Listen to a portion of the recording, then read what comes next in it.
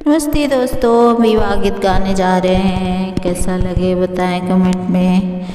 पुरैन पात पार सुतली गौरा दे, सपना देखे लिया जबूत। अरे पुरैन पात पार सुतली गौरा दे, सपना देखे लिया जबूत। मोरे आंग दे से बाजन एक बाजेला, के कर होला बा। अरे मोरे आंग दे से बाजन एक बाजेला, के कर होला बीबा। अरे धोला परोसिनी तो हमारी गोतिनी, सपना के कर हूँ विचार। अरे टोला परोसिनी तो हमारी गोतिनी, सपना के कर हूँ विचार। अरे मोरे आंगने से बाजन एक बाजेला, शिव जी के होला विवाह।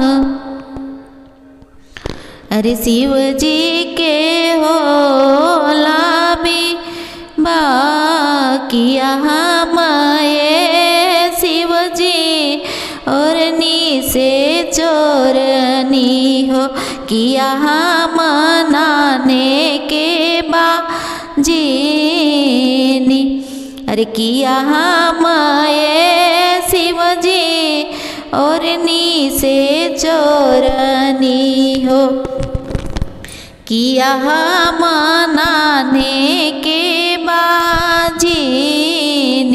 किया हम शिव जी सेवा में चुकनी, काहे कैनी दूसरे विवाह। अरे किया हम शिव जी सेवा में चुकनी हो, काहे कैनी दूसरा विवाह। नहीं तू ही ये गौरा और नी से चोरनी, नहीं तू ही नाने के बाजीन। नहीं तू ही ये गौरा और नी से चोरनी, नहीं तू ही नाने के बाजी। नहीं तू ही ये गौरा सेवा में चुकलू, भाग्य लिखल दूसर विवाह। खोलहु ये गौरा लुगरी से पटरी, पहिरा हुई अरी पियारी।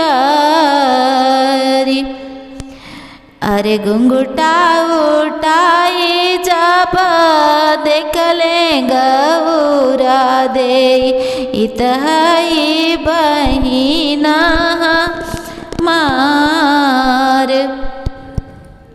अरे घुंघटा उठाई जब देख ली गौरा दे, इतही बहिना मार। इतही बहिना मार। पुरैन पात पार सुतली गौरा दे सपना देखे लिया जा भूत। खोलूँ ये गौरा लुगरी से पटरी, पैरा